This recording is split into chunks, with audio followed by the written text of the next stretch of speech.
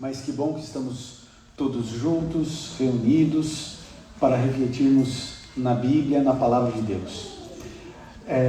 Eu quero trazer hoje à reflexão uma mensagem que eu julgo bastante significativa e importante. Eu já apresentei esse texto aqui nessa igreja e eu quero trazer novos enfoques, porque essa história aqui de Jesus, eu acho que ela daria uma semana de oração. E revisitando esses textos aqui, esses versos, eu senti no coração que deveria trazer essas novas reflexões, essa nova abordagem em um milagre de Jesus bastante conhecido de todos nós. Então, se você tem sua Bíblia, pode abri-la no livro de Marcos, no capítulo 4, a partir do verso 35. E nós lemos o seguinte aqui em Marcos, no capítulo 4, verso 35. Naquele dia, ao anoitecer, disse ele aos seus discípulos: vamos para o outro lado. Deixando a multidão, eles o levaram no barco, assim como estava. Outros barcos também o acompanhavam. Levantou-se um forte vendaval e as ondas se levantaram sobre o barco, de forma que ele ia se enchendo de água. Jesus estava na popa, dormindo com a cabeça sobre um travesseiro. Os discípulos o acordaram e clamaram: Mestre, não te importa que morramos? Ele se levantou, repreendeu o vento e disse ao mar: Aquieta-te, acalme-se. E o vento se quietou e fez-se completa bonança. Então perguntou aos seus discípulos: por que vocês estão com tanto medo? Ainda não têm fé? Eles estavam apavorados e perguntaram uns aos outros: quem é este que o vento e o mar lhes obedecem? Nós encontramos aqui os discípulos de Jesus no meio de uma tempestade, e a parte que chama a atenção de todos nós é que Jesus está no barco e tem a tempestade, e Jesus está dormindo e tem a tempestade, e eles entram desesperados, eles acordam Jesus e eles dizem assim: escute, você não está nem aí para a gente? Você não está vendo que a gente vai morrer? Você está aí dormindo? O que acontece?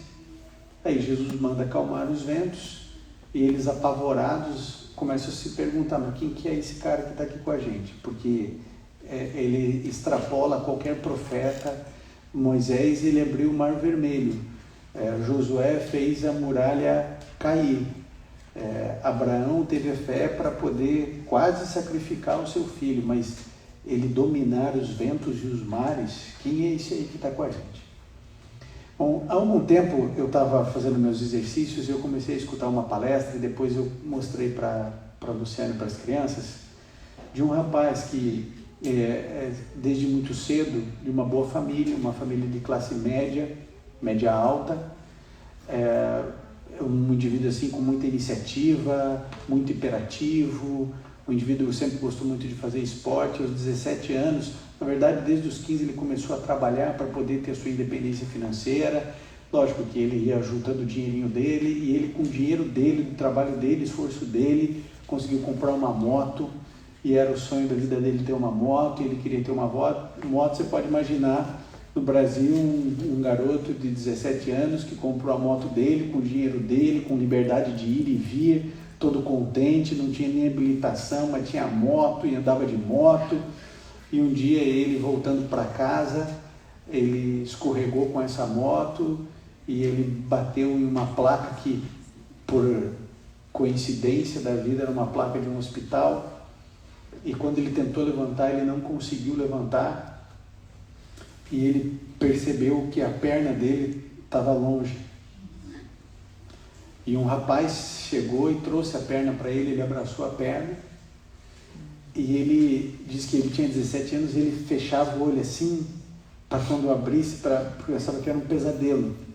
Só que quando ele abria o olho, não era pesadelo, ele estava com a perna na mão dele, essa perna de parte de baixo.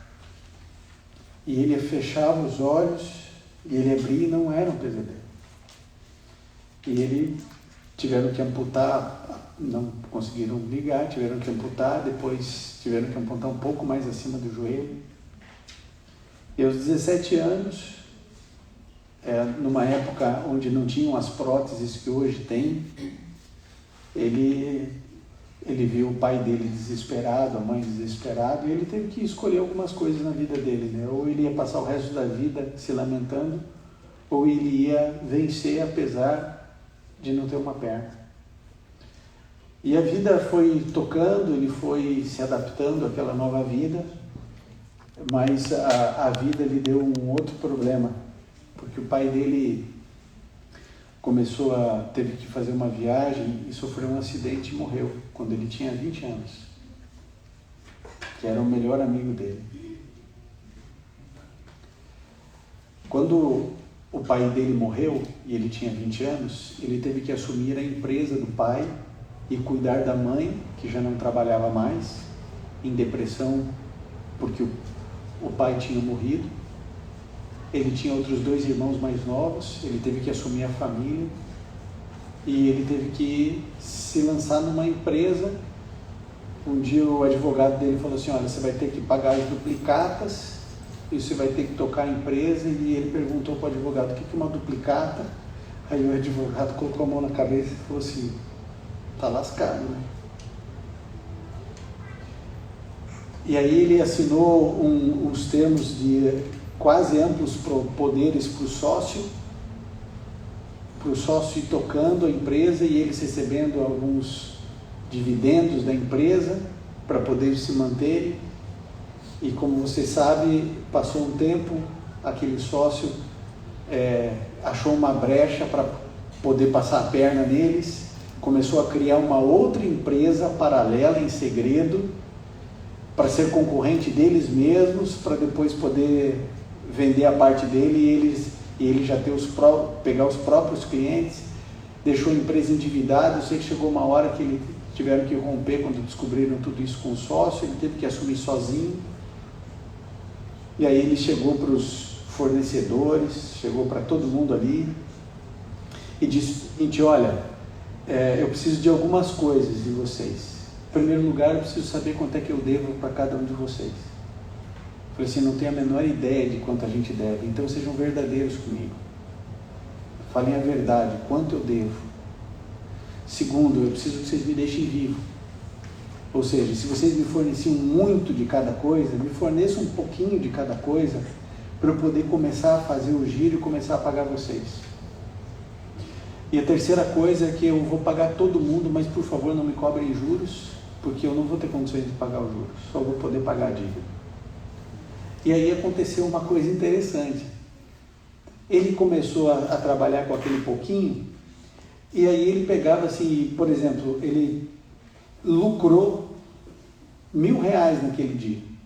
Aí ele pegava e falava, depositava R$150 para um fornecedor, 200 para o outro, 300 para o outro, R$80 para o outro. E a turma começou a ligar para ele e falou assim: mas você é muito abusado, né, rapaz? Você não falou que ia me pagar? O que é isso aqui que você depositou R$100 na mesa? Você está doido? Você está me devendo não sei quantos milhares de reais, você está me devendo R$100? Ué, não falei que eu ia pagar? Amanhã eu mando mais um pouquinho. Cada dia eu vou mandar um pouquinho para vocês, o que eu puder eu vou mandar. E eles acharam o seguinte: não, esse menino pelo menos tem boa vontade. E ele pegou e começou a reerguer a empresa devagarinho, devagarinho, devagarinho, começou a reerguer, quando a vida deu uma outra rasteira nele, porque a mãe também morreu. E agora ele tinha empresa, 2 irmãos menores, e mais uma vez ele teve que tomar uma decisão: o que eu faço da vida? E ele resolveu erguer a cabeça e continuar. Ele sempre gostou muito de fazer esportes, e ele, uma vez estando aqui na Califórnia, ficou sabendo que tinha um ex-combatente de guerra que tinha perdido a perna e que tinha desenvolvido uma prótese para andar de snowboard. E ele pegou e comprou essa prótese. Voltou para o Brasil e ficou treinando quando dava, do jeito que dava, nos lugares que dava, descendo em grama, descendo onde dava com aquela prótese. E ele sempre que vinha para os Estados Unidos ou para outros países, ele treinava. E um dia ele recebeu uma ligação do Comitê Paralímpico Brasileiro para fazer um teste para ver se podia representar o Brasil nas Paralimpíadas de Inverno. E ele fez o teste E ele conseguiu o tempo necessário e foi o primeiro brasileiro da história a conseguir ingressar numa Paralimpíada de inverno. E ele hoje é um empresário muito bem sucedido, um medalhista olímpico, um indivíduo que escolheu não baixar a cabeça diante dos embates da vida. Quando os discípulos estavam naquele barco, estava tudo muito escuro.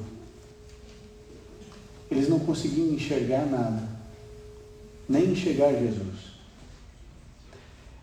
A vida, ela muitas vezes deixa a gente numa escuridão tão profunda que a gente não consegue enxergar Jesus. A gente continua com as nossas perguntas sem respostas, a gente continua sem enxergar a perspectiva futura, porque a nossa vida é assim, gente.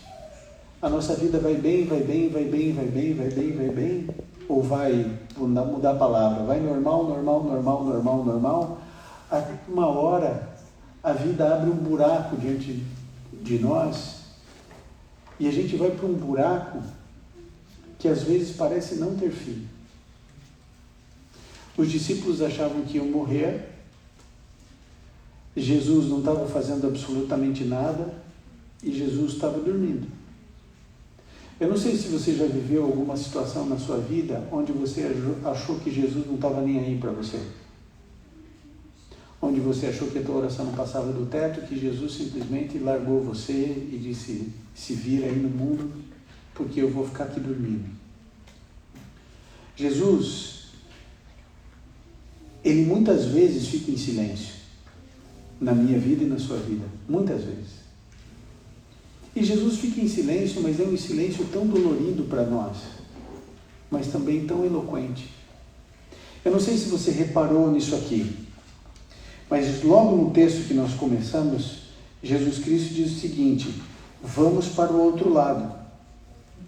Jesus Cristo diz o seguinte, vamos entrar no barco e a gente vai para o outro lado. Quando Jesus Cristo disse que ele ia para o outro lado, é porque ele ia para o outro lado.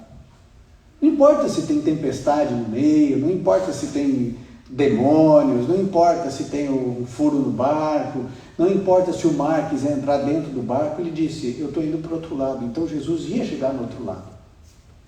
Os discípulos, eles não perceberam e não se atentaram naquilo que Jesus Cristo disse. Ele disse, nós vamos para o outro lado.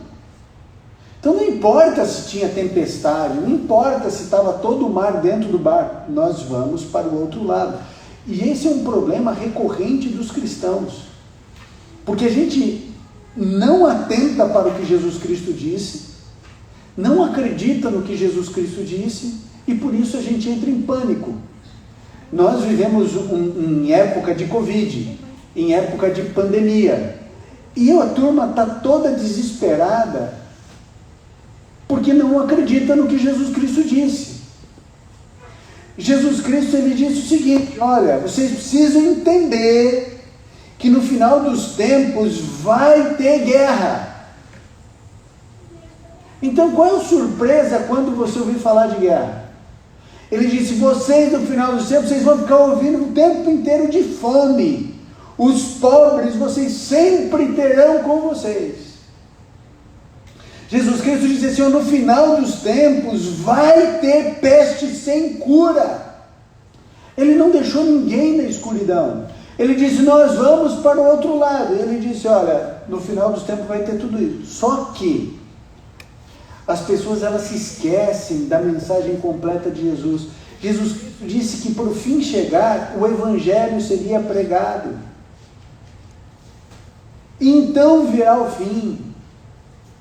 Mas a gente está preocupado com a vacina e não com a pregação do evangelho. A gente está preocupado se toma a vacina e se toma qual vacina. Mas a gente se esquece que Jesus Cristo disse assim, antes do fim, o evangelho vai ser pregado. E as pessoas parecem que na pandemia pararam de pregar o evangelho, né? Simplesmente pararam de pregar. Não falam mais. É impressionante. Eu acompanho vídeos aí de todos os pastores, padres, eu vejo, acompanho, etc. O indivíduo faz um vídeo assim: o Espírito Santo transformando sua vida, 10 mil visualizações. O outro coloca Coronavac e o fim do mundo, 3 milhões de visualizações. Porque a gente trabalha numa frequência diferente da frequência de Cristo. Logo quando surgiu a pandemia, eu fiz uma mensagem dizendo o seguinte: não se preocupe com o que o diabo está fazendo ou está deixando de fazer. Esse é o momento onde a gente tem que preparar o nosso coração. Porque a gente não sabe o que vai acontecer, mas a gente tem algumas pistas.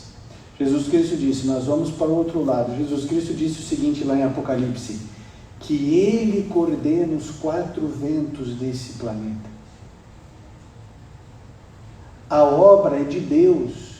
Nós não estamos à mercê dos ataques do diabo, nem das conspirações de famílias poderosas, nem dos Illuminatis, nem da maçonaria, nem do que você quiser. Nós não estamos nas mãos do mal. Nós não estamos sendo vítimas de conspirações diabólicas, e nós somos ovelhinhas indefesas, porque nós temos um pastor que nos defende do urso, do leão, do gigante, de quem quer que seja. Nós não precisamos entrar em paranoias, em desesperos, em angústias, porque nós não enxergamos todas as coisas. A tempestade está aí, mas peraí, Jesus está no barco ou não está no barco? Se Jesus está no barco, qual que é o medo? Qual é o desespero? Qual é a angústia? Qual foi a parte que você não entendeu, que não é para entrar em paranoia? Não é para entrar em desespero. Você não está à mercê dos interesses econômicos e capitalistas e diabólicos e de conspirações que existem no submundo dos poderes das trevas. Você se esqueceu que a escatologia bíblica diz, através de Jesus, que todas essas coisas vão acontecer: guerra, rumor de guerra, peste sem cura, fome, etc. Vai acontecer tudo isso. Só que vai chegar um momento onde se levantará o anticristo. E quando o anticristo se manifestar, ele trará paz. E aí entra o que Jesus Cristo disse: quando vocês estiverem falando paz, paz, está tudo bem, está tudo prosperando, a gente está erradicando a fome no mundo, a gente acabou com todos os problemas de vida, nós temos uma vacina que ela consegue resolver todos os problemas de todos os vírus que existem e que virão. E quando todas as soluções estiverem postas, e paz, então virá a repentina destruição. Mas para isso precisa se manifestar o anticristo. O anticristo não se manifestou, o evangelho não foi pregado, mas as pessoas estão antecipando no coração delas o desespero sobre o final dos tempos. Pare de ser o profeta do caos. Pare de ser o profeta do espetacular. Cada frase que o Papa fala, cada frase, cada pensamento, agora é de John Biden, antes era de Trump. Cada frase, já pegam daqui, já pegam de lá, e já juntam as coisas, fazem um Frankenstein e dizem: está aqui, pronto, está revelado. Agora é que vai acontecer. A gente não sabe, entenda isso. Não existe nenhum ser humano na terra que saiba o que vai acontecer. Satanás, ele é 300.000 vezes mais poderoso e inteligente do que todos nós juntos. A obra que ele está fazendo, eu só saberei se ele escolher revelar para mim. O meu papel é me consagrar a Deus, porque se eu estiver com Jesus, o diabo pode fazer o que quiser. Eu não sei se você sabe, mas quando você lê no Desejado de Todas as Nações sobre esse texto aqui, Ellen White diz que foi o diabo quem levantou essa tempestade.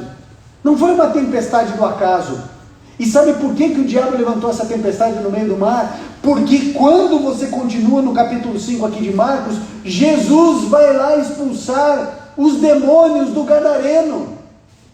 E aqueles demônios foram criar a tempestade para que impedir Jesus do seu propósito. Agora eu pergunto, alguém pode impedir o propósito de Jesus? Pode trazer todos os demônios do inferno. Jesus Cristo disse, nós vamos para o outro lado. Eles iam chegar no outro lado. Jesus Cristo não disse que haveria peste sem cura. Então vai existir peste sem cura. Está desesperado por quê? Se Jesus Cristo há 2000 anos já falou isso para você. Ele falou isso para você, não é só para você não ter medo. Ele falou isso para você saber que Ele está no comando. Eu acho interessante a reação dos discípulos, porque é a mesma reação de muitos de nós quando tudo está escuro. Quando a gente perde a perna, quando perde o pai, quando perde a mãe. A gente chega para Jesus e diz assim, você não se importa com a gente? Você não se importa que a gente morra? Não se importa que dê tudo errado?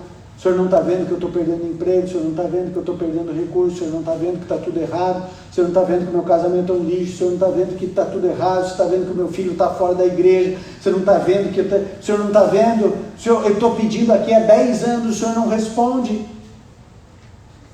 O senhor não se importa com a gente? Vontade que dá de nunca mais ir na igreja, vontade que dá de nunca mais abrir a Bíblia, vontade que dá é largar tudo, viver a vida do jeito que quiser.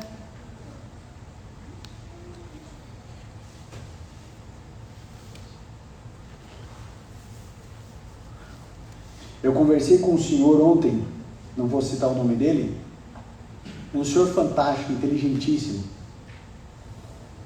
E ele ateu a vida inteira. Ateu a vida inteira. E ele, por situações e circunstâncias da vida, não por coincidências, mas por circunstâncias da vida, ele se aproximou de uma instituição adventista. E quando ele estava dentro da instituição adventista, um indivíduo levou para ele Coca-Cola, Fanta, Sprite e um lugar para ele fumar. Dentro da instituição. Aí ele pegou e achou aquilo estranho e falou assim, mas vocês crentes são tudo um bando de hipócrita mesmo, não é? Falou assim, escute, vocês não pregam saúde, etc e tal, como é que vocês me põem um lugar para eu fumar e me enchem de refrigerante? Ele falou assim, não. O indivíduo falou para ele assim, olha, a gente orienta as pessoas a não beberem refrigerante, mas não significa que elas não bebam. E a gente orienta as pessoas a não fumar. Falei assim, agora, nós nunca vamos obrigar o senhor a fazer aquilo que o senhor não quer. A gente sabe que o senhor fuma. E a gente deduz que o senhor usa esse tipo de bebida. A gente trouxe para o senhor. Porque a gente respeita a sua liberdade como Deus respeita. Para você talvez seja meio estranho. Mas até hoje esse indivíduo tem se encantado por Jesus. Começando porque um dia alguém respeitou ele. Respeitou a liberdade e as escolhas dele. Dentro de uma instituição cristã, um espaço para um amigo nosso fumar. Já imaginaram? Se aqui no Espaço Novo Tempo, nós tivéssemos um espaço para que a pessoa pudesse fumar? Escândalo para alguns, salvação para outros. O interessante é que Jesus Cristo, Ele sempre te dá liberdade, até para você ser desrespeitoso com Ele, como os discípulos foram. Não te importa? Você não está nem aí para a gente?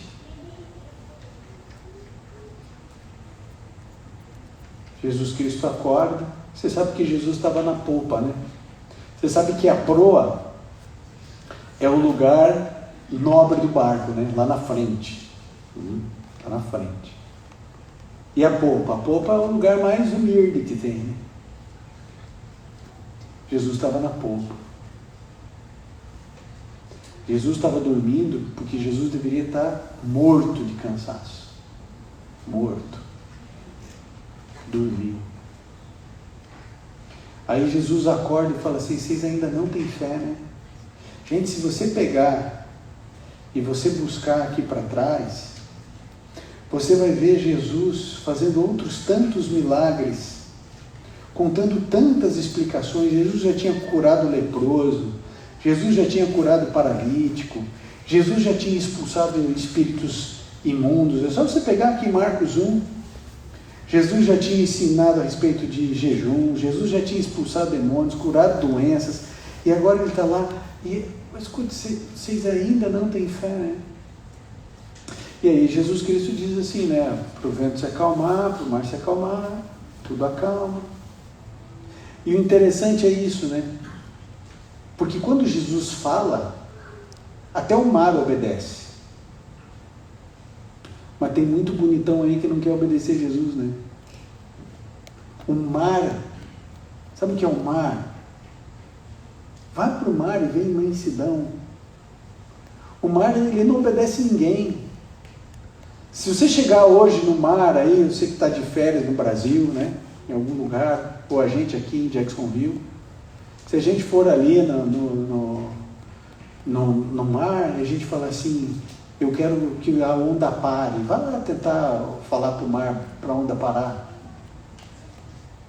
Às vezes a gente vai para a praia, o mar não está bom, né? A gente fala que o mar não está bom.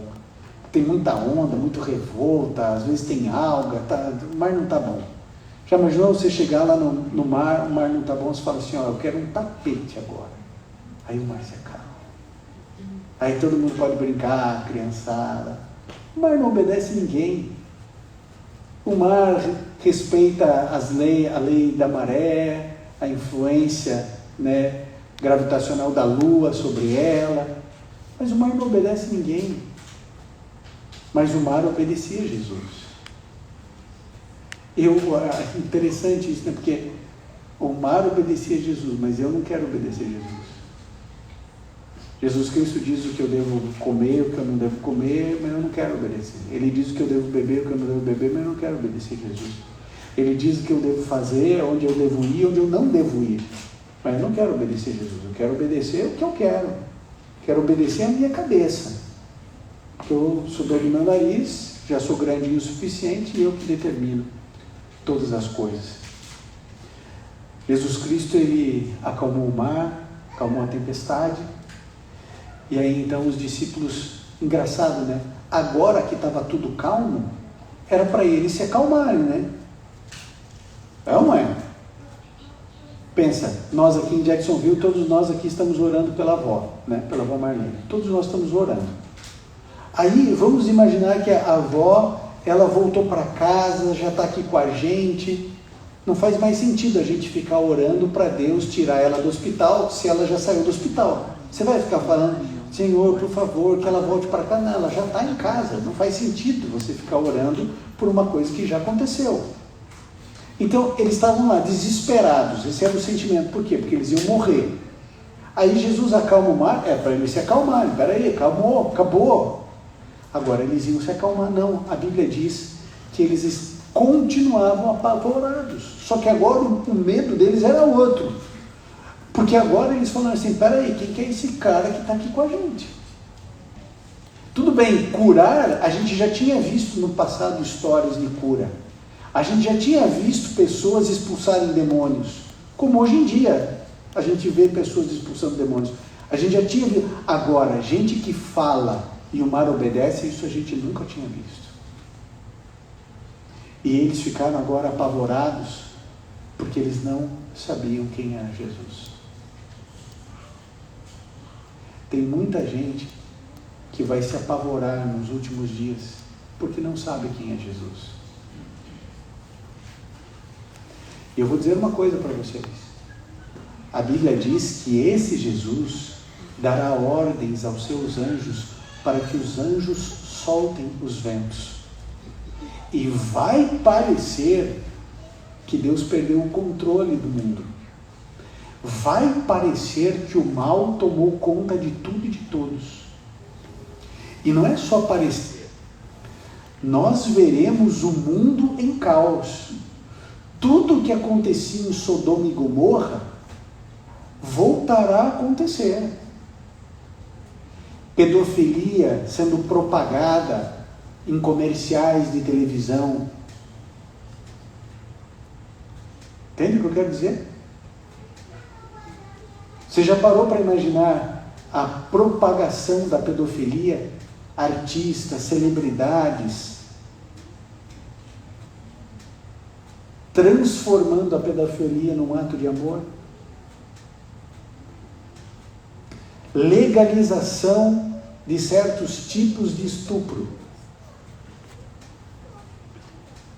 Não criminalização do aborto.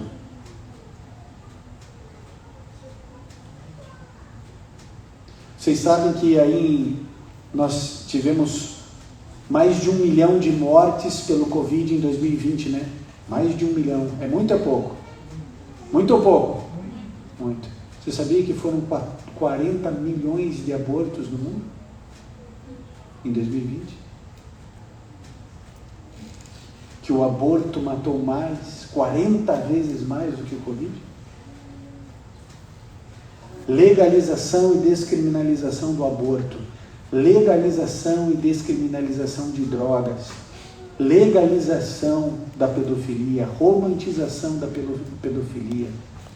Relativização de estupros. A causa LGBT tomando conta de todo o planeta. Tudo isso estará diante dos nossos olhos e parecerá que Jesus não se importa com nada. Mas lembre-se, todo o caos é resolvido por um ser, o anticristo, que se levantará e trará paz, paz, paz. E então virá o quê? Repentina destruição. Tantas coisas precisam acontecer nesses períodos. Reavivamento, sacudidura, tantas coisas. Não existe nenhum ser humano na Terra que saiba a cronologia exata, o tempo, a intensidade, a universalidade ou não dos eventos. Não existe ser humano na Terra.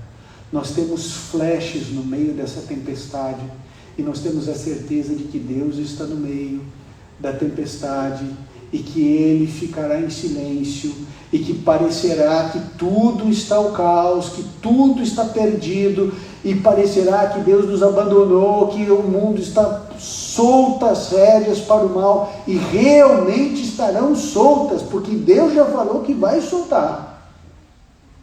E aí nós teremos um pequeno povo que sairão de todas as denominações, os sinceros, as pessoas que realmente amam Jesus, de todas as igrejas verdadeiras no seu coração. E esse será o povo de Deus, o povo invisível, que hoje está espalhado em todos os lugares da terra. E o povo de Deus, acredite, não está apenas dentro do cristianismo. O povo de Deus está espalhado nas grandes religiões, inclusive. E esse povo, ele resistirá não de maneira organizada, arregimentada. O que acontecerá é que as pessoas, pequenos núcleos, pequenas comunidades, como por exemplo a sua família, resistirá ao mal. Pequenas famílias e pequenos grupos escolherão purificar o coração e não se envolver com toda a taça de vinho de Babilônia. Por isso, eu e você precisamos nunca nos esquecer da frase de Jesus: nós vamos para o outro lado. Porque acredite, ficará escuro. E talvez no caminho você perca uma perna, talvez no caminho você perca um familiar que você ama, mas a gente tem que erguer a cabeça e ter a certeza de que Deus não nos abandonou, não nos largou. Ele está no comando de tudo e de todos. Eu termino a mensagem de hoje contando para vocês uma história que há muito tempo eu ouvi e que faz muitos anos que eu não conto. Mas é a história de um artista, um pintor, que estava encantado com o Evangelho, encantado com o Jesus que ele tinha conhecido. E ele chegou uma vez para um pastor e falou assim: olha, eu quero pregar com a minha arte, com o talento que Deus me deu, que é pintar. O que eu pinto? Aí o pastor pensou e falou assim: olha, eu acho que tem uma cena que consegue resumir o Evangelho. Eu falei: qual que é essa cena? Eu falei assim: é o filho pródigo quando ele chega na casa do pai. Ele falou assim: boa. Onde que está essa história? Está em João aqui, vou te mostrar. Aí ele falou assim: leia e pinte. Ele foi lá e pintou. Quando ele terminou de pintar, ele foi mostrar para o pastor. Aí ele pegou e falou assim, olhou e falou assim: olha, tecnicamente eu só tenho elogios, né? Porque você é um pintor extraordinário. Está tudo lindo. Ele falou assim: mas você leu essa cena na Bíblia? Eu falei assim: li. Eu falei assim: olha, o pai está de braço cruzado aqui, o pai está com uma cara de braveza. Eu falei assim: mas o filho não gastou tudo que tinha, o filho não gastou tudo, está voltando agora, claro que o pai está bravo. Eu falei assim: não, leia de novo aqui. Aí ele leu com atenção e falou assim: não tem nada a ver, né? Eu falei: não tem nada a ver. Ele falou assim: eu já sei, eu vou apagar tudo isso aí, eu vou fazer um outro quadro. E aí ele pegou e passou muito tempo lendo a parábola. E aí ele fez uma nova pintura, demorou muito tempo, mas terminou. E foi mostrar para o pastor. Quando o pastor viu, ele ficou maravilhado. Ele falou assim: impressionante como você vê o momento mais feliz da vida desse homem. Agora, você conseguiu traduzir isso no olhar, nas expressões faciais, na postura. E o filho pródigo, você consegue ver tristeza e esperança ao mesmo tempo no olhar dele. Esse quadro, ele é o retrato da parábola. Você acertou, maravilhoso. Eu só não entendi uma coisa do quadro. Eu falei: o que você não entendeu? Ele falou assim: o pai, ele está com sapatos diferentes. Tem um sapato preto e um sapato marrom. Eu não entendi. Está com uma sandália de uma cor e a sandália de outra. Eu falei: você não entendeu? Eu falei assim: não. Eu sei que quando o pai viu que o filho estava voltando, ele colocou a primeira coisa que ele viu e saiu correndo.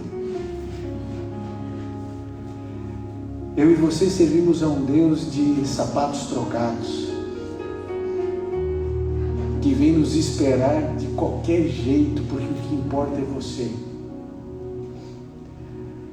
Jesus, ele está esperando seus filhos e filhas de sapatos trocados, com pressa, esperando a consagração dos seus filhos, a entrega de cada um de nós, porque os ventos serão soltos,